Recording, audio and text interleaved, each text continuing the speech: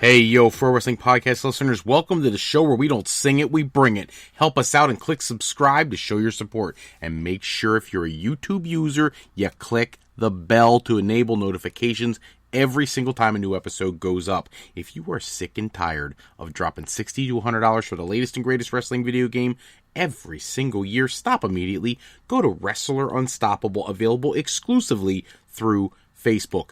Get to create a wrestler, sign contracts, get involved in storylines, headline pay-per-views. You can even build your own corporation from the ground up, everything just the way you want it, include all your own graphics, all included in Wrestler Unstoppable, available now to all Facebook users, totally free. If you want to become a member of the Pro Wrestling Podcast family, you want your name in the shoutouts like Mike and Lansdale, my good buddy, then check out our Patreon page at patreon.com/Pro Wrestling Podcast. Sign up today. We have loyalty rewards. Any $15 a month contributor gets to co-host an episode of a live episode with me, and $7.50 per month contributors, you can get entered into a drawing to also possibly host an episode with myself. Hello, everybody, and welcome to this live episode of the Pro Wrestling Podcast. We'll be taking questions, comments, anything you want to talk about using the chat feature of whatever streaming service you use to access the show. If you want to send a question for a future episode, you want to text us a question for a future episode, go to the Pro Wrestling Sound Off line,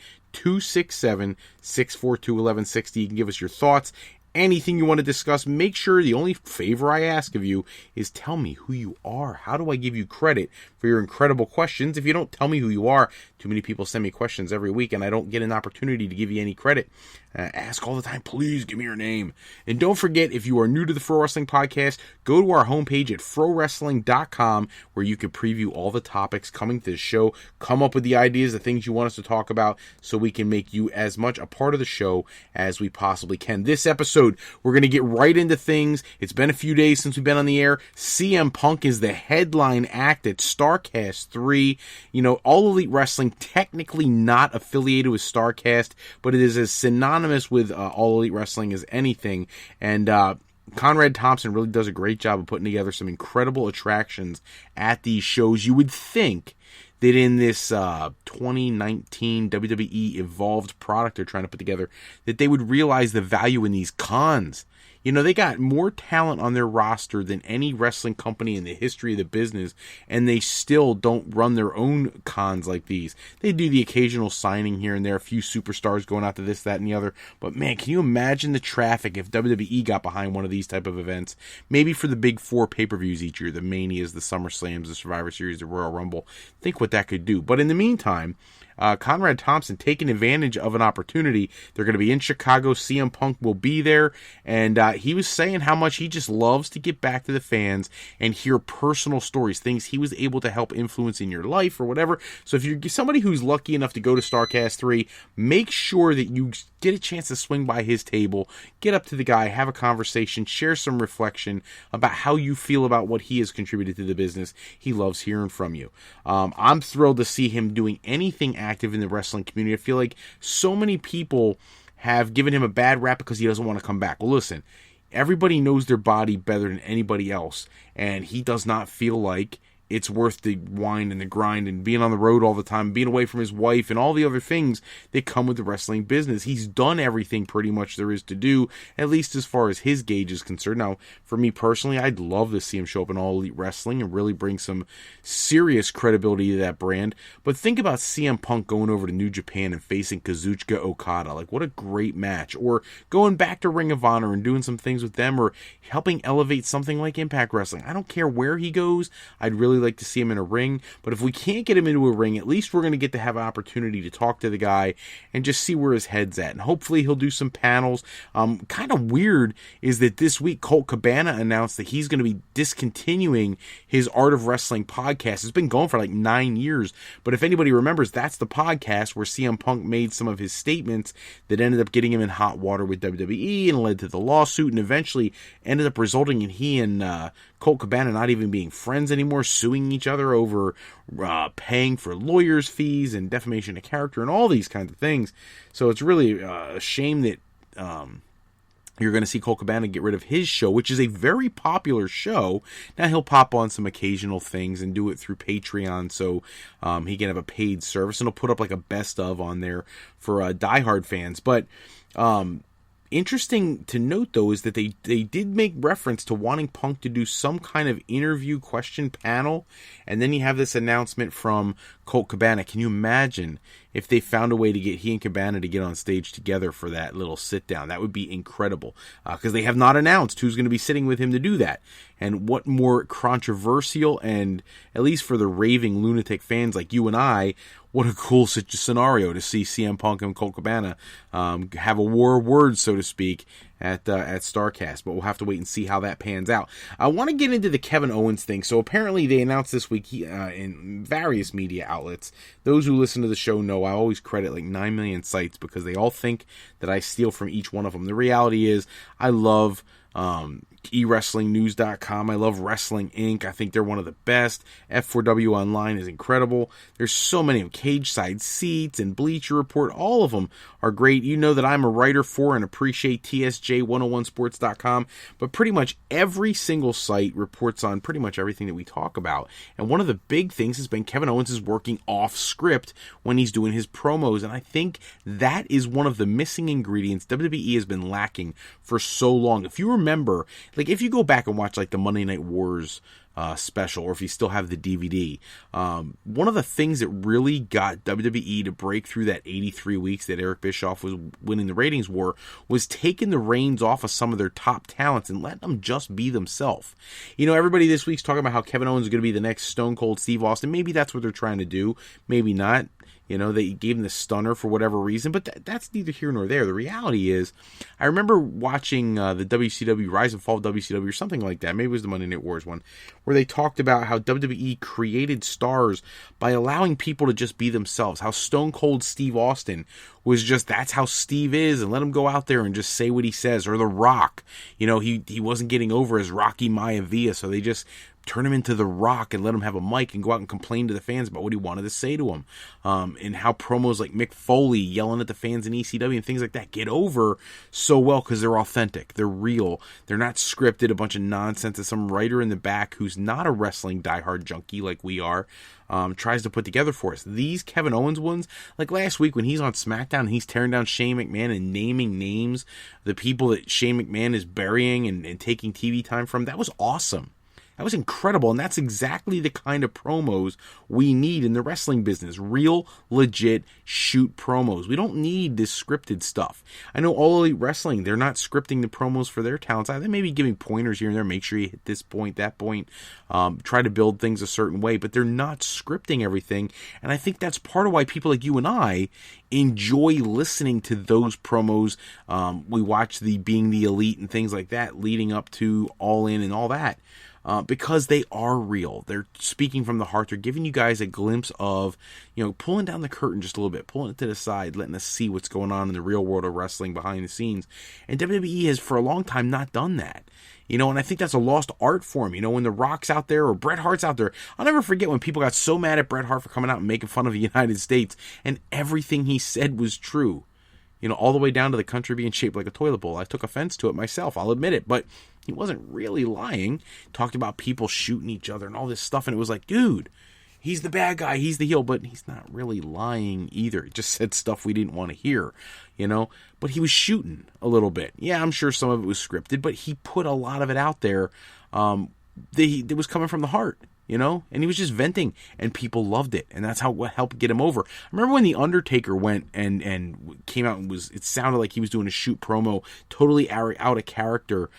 People appreciated his promos back in the late 90s, early 2000s, and that's kind of something we need. So now, with WWE kind of being a little weirded out by all this AEW buzz that's in the industry, and hearing that 135,000 people were in a waiting queue to buy tickets for All Out, that's making some noise with WWE. If they're letting Kevin Owens work off script, that's because they, one, trust him to do that, two, know he's loyal to the company, so he's not going to say anything too stupid. But more important than all of that, their key demographics, 18 to 49-year-olds, that's going to appeal to them more than anybody. Yeah, think about it. You know, think about who's represented. That's a kind of a large gap of people, but it gives you everybody from the immature punks who just want to cheer for the bad guy, all the way through the evolved fans who are in their 40s who are like, yeah, I see what they're doing. I like this. This is more real. I get that.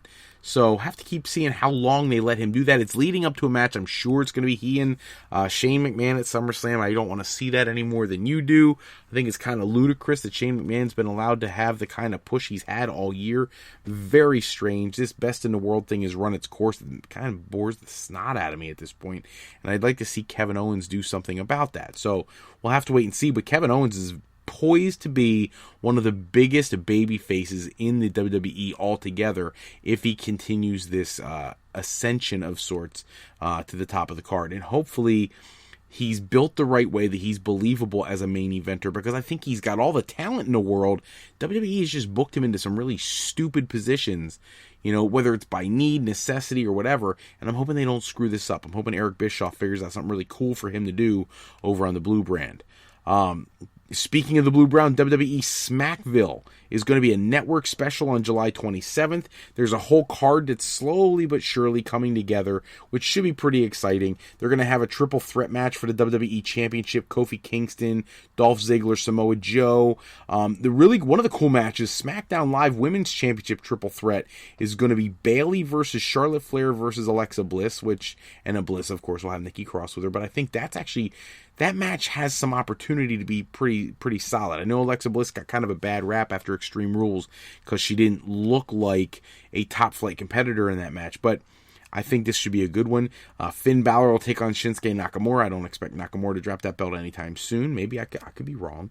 They've advertised the New Day, Xavier Woods and Big E will be defending their tag titles, so it's going to be built similar to a pay-per-view, but not quite a pay-per-view, which I'm fine with that. You know, as long as they put together solid wrestling, that's the key. But they're going to be in Nashville, Tennessee for Smackville, the WWE Network special. Check that out July 27th. Same night, they're going to air a special on The Big Show, his 25-year career, his injuries, his recoveries, and his ups and downs and all that stuff.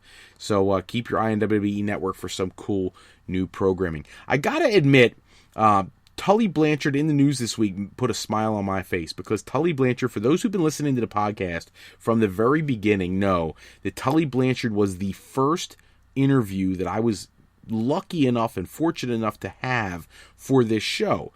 I remember sending a ton of emails to so many wrestlers, just trying to get 5 minutes with anybody. And Tully Blanchard was so gracious. He contacted me on LinkedIn and offered to do a phone interview, which then, I didn't get back to him right away. I was really busy. And when I finally got in touch with him, he met me at a horror convention over in New Jersey. And what a strange situation. Took me up to the hotel room and did a whole interview with me. Instead of doing this phone thing, we did a legit interview, took a picture with me and everything. It's on FroWrestling.com. And he was such a nice guy and down to earth. And now I get to see he's making a return to the business, essentially in a managerial role for Shawn Spears, formerly known as Ty Dillinger, over in All Elite Wrestling. And I love seeing somebody with his experience getting an opportunity to work with the business. I know for a little while there, he worked with WWE as an agent or whatever. Things didn't work out the way some people would have liked for them to. But I'm glad to see he's getting back into the mix. He's somebody who has so much to offer. His daughter's doing incredible with Impact Wrestling. I know that Chris Jericho this week said that he would love to have Tessa Blanchard in All Elite Wrestling. She's locked up for a little while, dude. Not happening unless they can work out some kind of monetary deal to let her go there as well. But she's just killing it.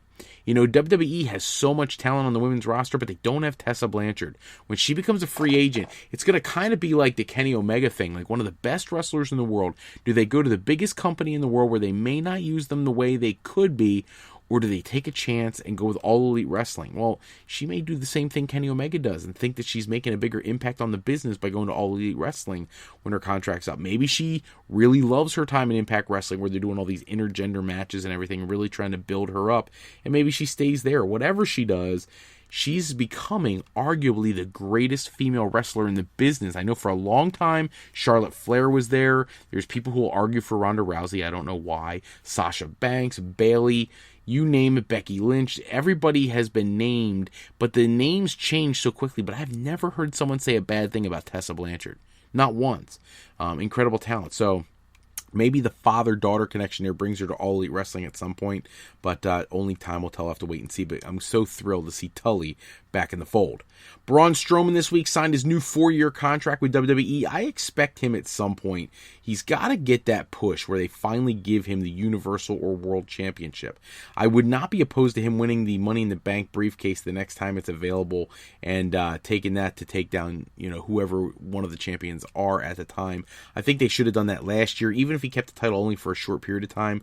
He really had all the fire in the world, all the backing of the fans. It was organic. I remember using that phrase organic. I use that a lot for when things are they're just gelling. And somebody like Braun Strowman was so over with the crowd, and then they just killed his momentum completely. Meaningless feuds, Baron Corbin he had the arm issue, surgery, all this and that, and it was ridiculous how you take a guy who's got so much momentum and just stifle him completely. And that's what happened to Braun Strowman. It's happened to many other people in the past too. I mean, let's be honest. That's what happened to Ryback. Ryback was like as hot as it gets, white heat, and they just killed him with the Shield and with CM Punk and everything else. And you just never can rekindle that excitement. Well, you got a shot here if you build him correctly. Now that you gave him a new 4-year deal to put Braun Strowman in a great position to be a champion going forward. And he deserves it at this point. Another guy, former champion, Tommaso Ciampa, he is saying that if he comes back to wrestling, he's going to refuse a main roster call-up if brought to the main roster. He wants to stay in NXT. He bleeds black and yellow. I understand. I do. But let's be honest. This is all publicity stuff, because if Vince McMahon says you're on the main roster, you're on the main roster. And to be perfectly honest with you, he's a kind of guy who would have an incredible feud with someone like Seth Rollins, with someone like Roman Reigns, with somebody like, Finn Balor. Those are matches that people need to be able to see, and you're not going to see those on NXT. They're never going to give that kind of time to NXT. So if he wants to really be one of the best in the world, you got to come up to the main roster and wrestle the best in the world. And let's face it, yes, there is some incredible talent on NXT, but there's no Seth Rollins in NXT, and that's one of the guys you got to face. AJ Styles isn't in NXT. You got to face him if you want to be the best in the world. So, which is interesting because the fans of this show who tune in every time, they were the ones who at the end of the year last year voted for Tommaso Ciampa to be the Wrestler of the Year. So as I'm sitting here beating the drum about best in the world, our listeners here, they all feel the same. Most of them. If I remember right, he got 85% of the vote in that voting. So, have to wait and see what happens with him, but he's saying he's not coming to the main roster, no matter what you do. Finn Balor losing the Intercontinental title. I wanted to address that because apparently he's asked for time off, 2 months. They're going to make him wait till after SummerSlam. They're kind of rushing SummerSlam this year. He'll get a rematch against Shinsuke Nakamura. He'll probably be the Demon against Nakamura. I expect him to lose, go away for 2 months. And he says he's going to recharge, and more power to him. The road schedule for WWE is grueling. It's not as grueling as it was back in the 80s, but it is still intense. You're gone most of the time. That's why it blows my mind sometimes, the agents and people who can do the same road schedule, understanding they're not in the ring, but they're still gone for a significant period of time so often. So, Balor just needs a break. So hopefully they'll get him what he needs. He can come back refreshed. Maybe use the Demon a little more frequently, because let's face it, people love to see it, and hopefully be pushed in a way that makes him a main event star. There's another rumor about this, though, that maybe perhaps it's not just him asking for time off, but that Paul Heyman, now that he's running Raw, may see money in having Balor off TV for a short period of time so he can later on bring him back to huge fanfare and push him as a main event star, thereby reestablishing him in a much more powerful and prominent way. I'd be okay with that. Right? Actually, I said Paul Heyman. I should have said Eric Bischoff. I apologize. On SmackDown, making Finn Balor a focal point of the brand. I'm okay with that too. If 2 months is enough to get him out of your mind so when he comes back you're surprised, great. But apparently those are the big reasons why he lost the Intercontinental title. So more power to him. For everybody else, I hope everybody is planning to watch the WWE Monday Night Raw Reunion Show. They're planning over 40 people are going to be at the show. I know Bubba Ray Dudley and Bret Hart turned down invitations to be there, but most of the other talent are accepting. Melina will be returning to the company for the first time in forever. Caitlyn will be there. Candice Michelle. All these people from yesteryear. You throw in people like, The Godfather and Kurt Angle, and all these incredible talents. What I'm hoping, and I was going to get to this a little later, but what should WWE do with that 24/7 title? I hope that these legends have something to do with it. I would love to see that championship change hands about a dozen times during the reunion show, and let some of those legends put that on their little resume, because I think it'd be funny, it would be enjoyable, and people would love to see some of those guys throw a few punches here and there. JBL get in the ring, maybe hit his clothesline and take the title for 10 minutes before somebody beats him, or give him to him for 30 seconds. I don't care. Make that title mean something. I know today they were in San Diego's Comic-Con, and they were shooting angles there where Hurricane Helms is trying to win the championship from R-Truth, and then, when that is unsuccessful, Drake Maverick shows up and tries to get the championship, claims he still hasn't consummated his marriage, and all these other things, chasing the championship. I think they're doing a good job with that title. I just hope when we get to Monday that they do something of substance. Give a couple legends a championship reign, even if it's a 2-minute reign. I don't care. It just adds some names to the lineage of the championship, and it should be a lot of fun. I don't want to see another reunion show like the last one, where you had like the card game in the back, where you had MVP and the APA and Ted DiBiase and all these guys playing cards. I don't want to see that. I would love to see people in the ring. You remember back when they had that one Raw, I don't know if it was a reunion or some special episode, whatever it was, where they had all these legends in the ring. Dusty Rhodes, Kevin Von Erich was there, all these people, and they had like La Resistance come out, and they beat the snot out of like Rob Conway or something like that. I would love to see stuff like that, because that to me is more wrestling. Or when they had the Ascension come out, and they were talking trash to tag team wrestlers and this and that, and they ended up having the APA and the New Age Outlaws and all those guys come out with the NWO was out there. So that's the kind of stuff I want to see. I want to see former superstars actually do something, nothing too serious, unless it's the 24/7 title, but do something. Going to switch gears just a little bit for a few minutes. AEW's MJF has been injured. He was at Fight for the Fallen, got hurt a little bit. Not serious, should be fine, back on the road shortly. WWE has such a deep talent pool that they can lose 1 million people. It's all good. AEW, yes, they have talents, but not so many that you can lose who is debatably the best heel in the business right now. And that could be MJF. I mean, let's face it, that guy knows how to get heat. So you really don't want him to get hurt ahead of All Out, because he may be one of your star attractions. Let's face it, somebody has to win that AEW championship after that show.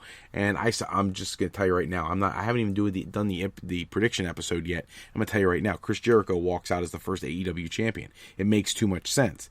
I love Adam Page too, but he's not ready to be world champion. Not that he wouldn't be in a matter of a couple months, but the first time you establish that title, it's got to be somebody who's already a main event star. And for me in AEW, that's Chris Jericho. So I expect Jericho to win that match, but who does Jericho defend it against later? Does he get into a feud with MJF where Jericho can be the one side cocky jerk and MJF is on the other side? And you think about the promos those two guys could cut against each other. So we'll have to wait and see how that pans out, but should be very, very interesting. Other AEW news, Britt Baker has a concussion that's apparently very serious. They do expect her to be back at some point, but right now taking it very cautiously, because apparently she took some serious hits at Fight for the Fallen and is going to be needing some time to heal up. But these days, with all the CTE information we have, all the studies that have been done, we just got to take it easy with these people when they get one of these concussions. For her, apparently this one's pretty bad, so we wish her nothing but a speedy recovery. Back to some WWE stuff. Jeff Hardy, everybody knows, last week arrested down in the Carolinas. Public intoxication. Well, apparently the charges have been dropped. I found it so frustrating that like TMZ and other places jumped on this story trying to make it sound like he did something so egregious. He was tipsy in public. That's it. He wasn't disorderly. He wasn't being resisting arrest or anything like that. They dropped the charges. Now can people leave the guy alone? Look, I get it. He's had substance abuse issues for years and years and years, and alcohol was one of the substances he had a problem with, but he's an adult. And he chose to partake in some recreational alcohol consumption, maybe a little bit too much, but he didn't do anything serious. He wasn't driving a car, it wasn't a DUI or anything like that. He was in public, and he happened to be tipsy.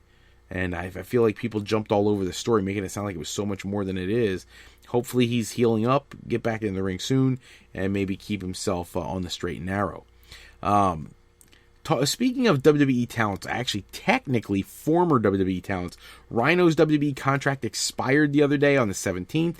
It's now the 19th, which means he is free to do as he chooses. WWE is not going to press charges, apparently, against Impact Wrestling because he showed up at their Slammiversary show and attacked Michael Elgin, but he is booked with Impact Wrestling for several shows. They're going to be doing some cross-branded stuff with Championship Wrestling from Hollywood, so Rhino getting back into the swing of a regular schedule and actually being featured in a more prominent role, something WWE was just simply not going to do. But go to a place like Impact Wrestling, they have the TV time and space on their roster to really give him a chance to contribute to the industry still. Let's face it, he's not a young guy, but he's not an old guy either. He's still got some fuel in the tank, and let's give him an opportunity. I'd like to see him and Elgin get in the ring and mix it up. It should make for an interesting matchup. Luke Harper apparently back on the road with WWE. There's mixed news this week about that. Some writers had no idea. Other writers knew all along. But apparently he is on the road with the company. I don't know if he still wants his release or if he's just trying to suck it up and deal with it so he can get done his contract and move on. If they've maybe negotiated something new, I don't know. But I would not be surprised if Daniel Bryan, with his big announcement that he keeps postponing, he didn't tell us on SmackDown, somehow breaks with Rowan. And then somehow Rowan and Luke Harper end up back together again, because I don't feel like WWE has any idea what to do with these two guys, and I think that's why they're going the direction they're going. I think Daniel Bryan needs to be back in the championship picture, possibly on Raw, not as much on SmackDown. We'll have to wait and see. But we'll definitely have to keep our eyes on it. I wouldn't mind seeing him get in the ring with Roman Reigns a bit before he moves over to Raw, if that's what they end up doing. But have to keep a look on Daniel Bryan, but Luke Harper back on the road, which could only be a good thing for his trajectory. G1 Climax, for those who are keeping track, the show, look, I'm thrilled that we're getting some great wrestling. I really am. I do have a concern, though, and here's the deal. Right now, leading Block A is Kenta, formerly WWE superstar, oh my gosh, what the heck was his name in WWE, in NXT? How can I blank on these things just as we're getting ready to talk about them? Drives me crazy. Anyways, you know who I'm talking about. Kenta is sitting at the top of Block A with 6 points, tied with Kazuchika Okada. Below that, you got Lance Archer, Evil, a couple other people with 4 points. But those two are sitting at the top of the food chain, okay? And then you go to Block B. Jon Moxley leading with 6 points. Under that is Tomohiro Ishii and Juice Robinson, Toru Yano, Shingo Takagi all have 4 points. So the reason I find this fascinating is that I expect Okada to be at the top of the food chain always. But when you look at Kenta and Jon Moxley both being brand new in the company, I have a little bit of a problem with it. You know, because you have these two guys, Hideo Itami. How did that name slip my mind that long? So Kenta, formerly Hideo Itami, he just gets to New Japan. Jon Moxley just gets to New Japan. You've spent all this time building up your young lions, creating new stars. You even have people like Lance Archer, who's killing it in G1. He has 4 points, who your established fan base appreciates, recognizes, and wants to see in the ring. And then you bring in these two new guys and put them in prime positions. Look, I think they're leaning towards Moxley versus Okada in the finals.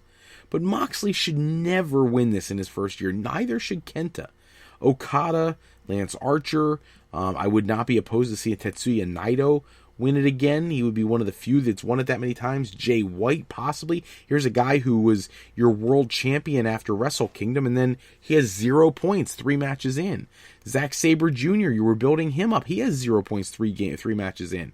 Tanahashi was champion earlier this year, 2 points. Kota Ibushi, 2 points. Will Ospreay, 2 points. Those are some of your highest profile and most consistent wrestlers, all with 2 points. And if you're going to bring in somebody new, bring somebody that your fans are a little bit more familiar with, like Jeff Cobb. Jeff Cobb's got 2 points. Why is Jeff Cobb losing 2 matches already, but Jon Moxley, who just got there, is undefeated and may go undefeated through the entire block? Now, look, I get it. He's the IWGP United States champion. Well, I get that, but, you know, Tetsuya Naito is the Intercontinental champion, and he's only got 2 points. Little weird the way they're booking it. It's almost like they get their new toy and they play with it to death, and then at some point they're just going to drop it and leave it lay and go on to the next thing. That's kind of what I feel like they did with Jay White. Now, the matches are incredible. Don't get me wrong. I love the G1 Climax, and I'll keep my eye on it going forward. But I just really wish New Japan would realize that when you take all that time, money, and investment in one of your own homegrown talents, or even non-homegrown talents, big talents you've brought in, but you've had there for a significant amount of time, those people should have pretty much earned the opportunity to be at the top of the card. Some of these new guys, they haven't earned it yet, so don't jump the gun, man. Give it time. There's some reaction to the Fight for the Fallen and a potential NXT feud brewing. Everybody right away is like, WWE versus AEW. That's really not the feud that would be the most intriguing, at least not from my perspective and the people I was speaking to this week. NXT is so much more aligned to what AEW is. It's more gritty, more realistic, more organic, and I think that's the promotion, or the brand that should be looking to feud head-to-head with AEW.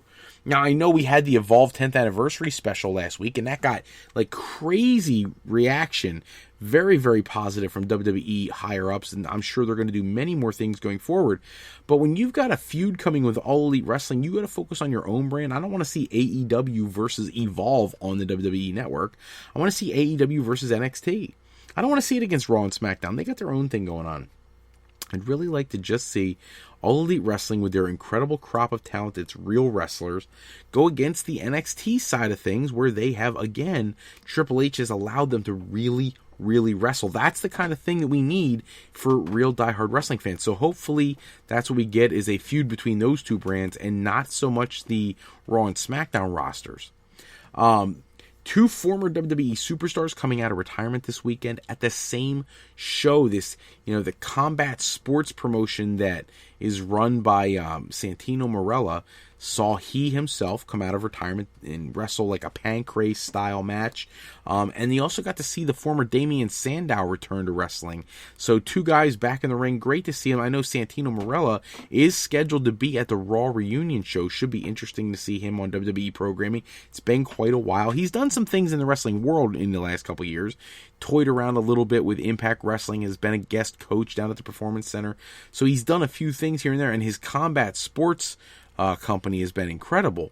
But it's time for him to get back in the ring and at least make an appearance. Put on the sock, do the snake, do whatever you want to do, but do something to contribute to the business and the company that really made him a star.